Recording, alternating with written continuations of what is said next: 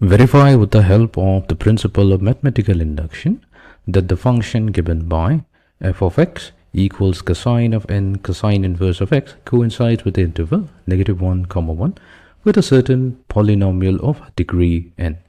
In short, what we have to show here with the principle of mathematical induction that this function fn of x equals cosine of n cosine inverse of x is a polynomial of degree n.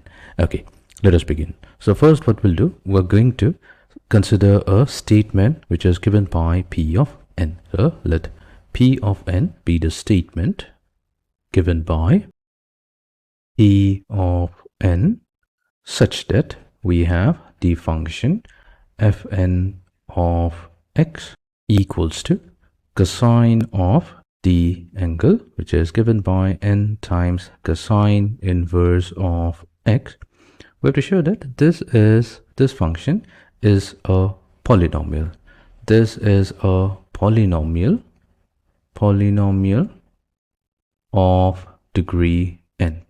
So this is what we need to verify. Degree n. We're going to call this number 1. Now this polynomial has a name also. We don't have to worry about the name. It's referred to as the Chebyshev's polynomial. Okay.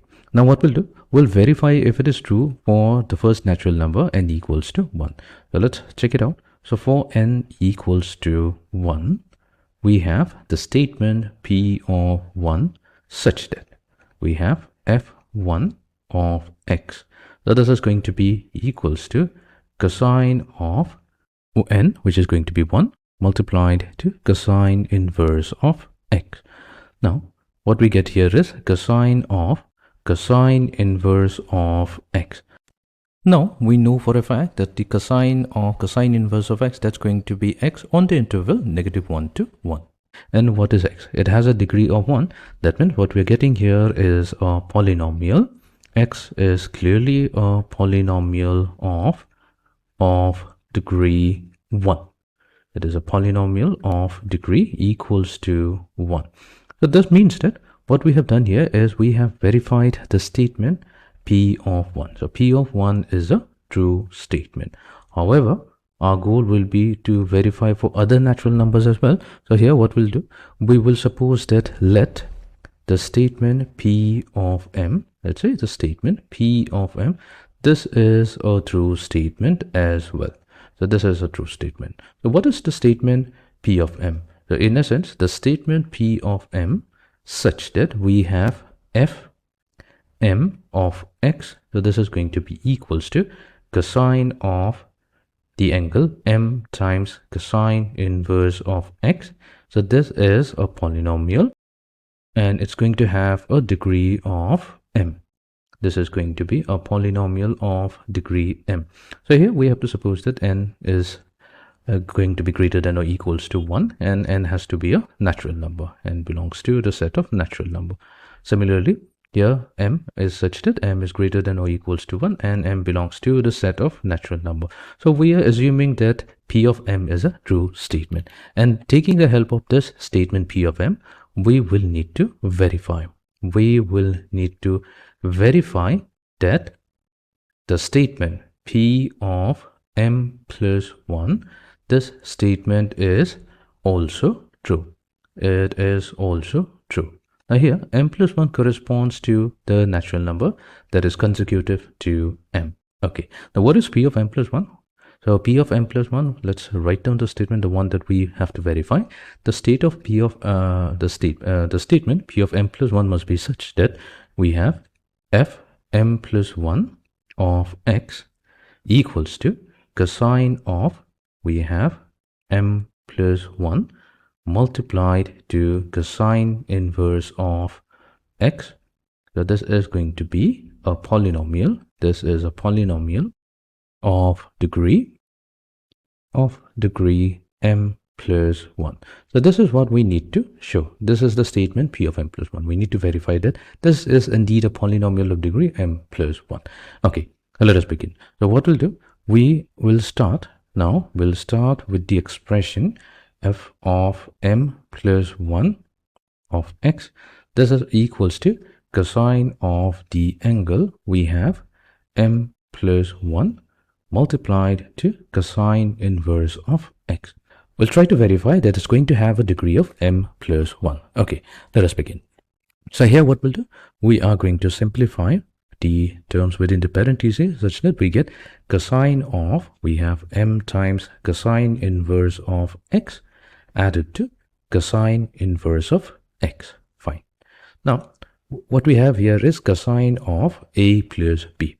There's a standard formula, cosine of the angle a plus b. So that's given by cosine of angle a times cosine of angle b minus sine of angle a times sine of angle b. So in a case, a corresponds to m times cosine inverse of x and b corresponds to cosine inverse of x. Let us use this formula to expand it. So we should get cosine of angle a. The a here is going to be m times cosine inverse of x multiplied to cosine of angle b. So b corresponds to cosine inverse of x minus. Now we have sine of angle a. So we have sine of the angle m times cosine inverse of x multiplied to sine of the angle cosine inverse of x. Fine. Now cosine of cosine inverse of x, this is simply equals to x. Now that means we have x multiplied to cosine of the angle, we have m times cosine inverse of x. Fine. And we're going to keep the second term as it is. So we have negative sine of m times cosine inverse of x multiplied to sine of the angle cosine inverse of x. Fine. So here this is fm plus 1 of x. This is what we have simplified our original expression. Now cosine of m times cosine inverse of x. So here this can be replaced with fm of x because we have considered p of m to be a true statement. So that means we now have f of m plus 1 of x. So this is simply going to be equals to x times fm of x minus this term sine of m cosine inverse of x multiplied to sine of cosine inverse of x. Now we'll try to work with this particular expression. Now in order to simplify this expression, we're going to take the help of p of m. So p of m, which is given by f of m, fm of x equals to cosine of m times cosine inverse of x. We're going to take help of this particular expression. So here what we'll do, we are going to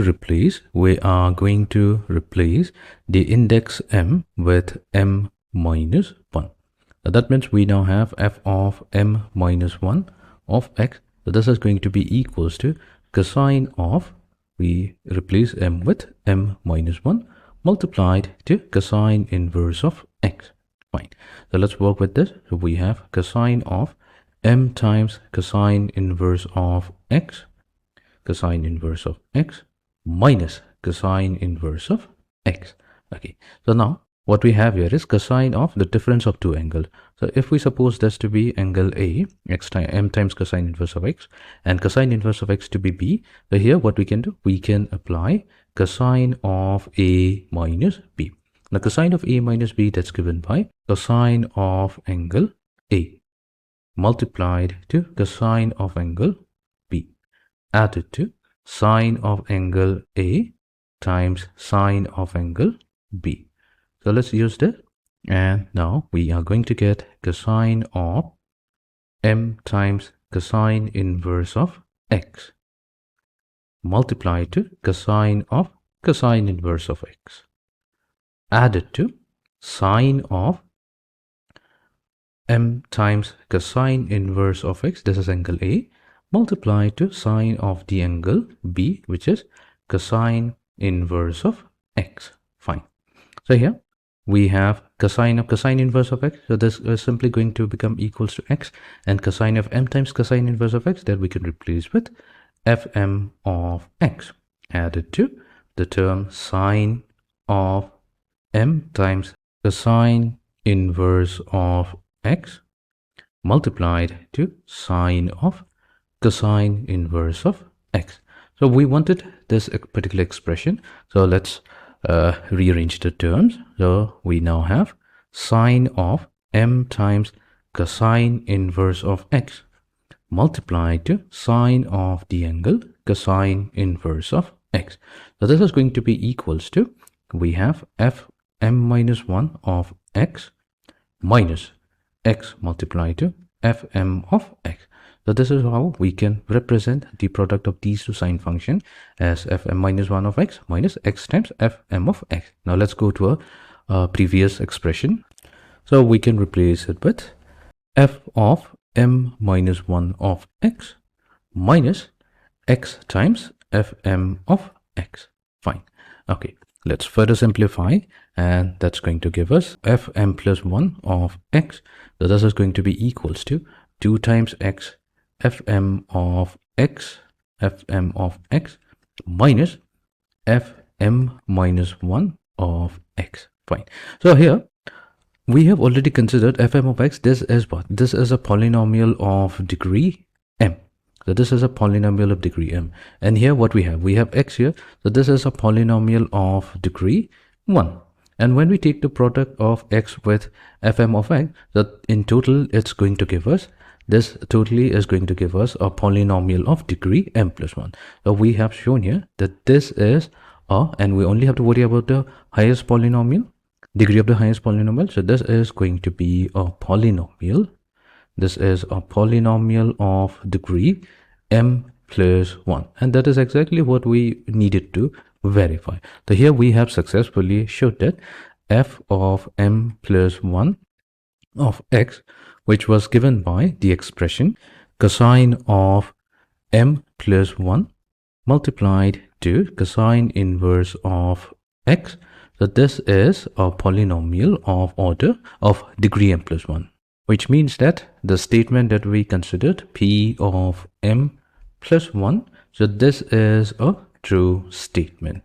This is a true statement. That means we started out by considering the statement p of m is true. We started out by assuming that p of m is a true statement, and taking itself, we were able to show the statement p of m plus 1 is also true. That this is also a true statement, which means we can generalize everything, and hence by using the principle of mathematical induction, we can say the statement, the original statement p of n is true. This is going to be a true statement and is true for n belonging to the set of natural numbers. So here we have successfully verified our problem with the help of principle of mathematical induction. We have shown here that the function fn of x, which is given by cosine of n times cosine inverse of x, it's going to coincide on the interval -1, 1 with a certain polynomial of degree n.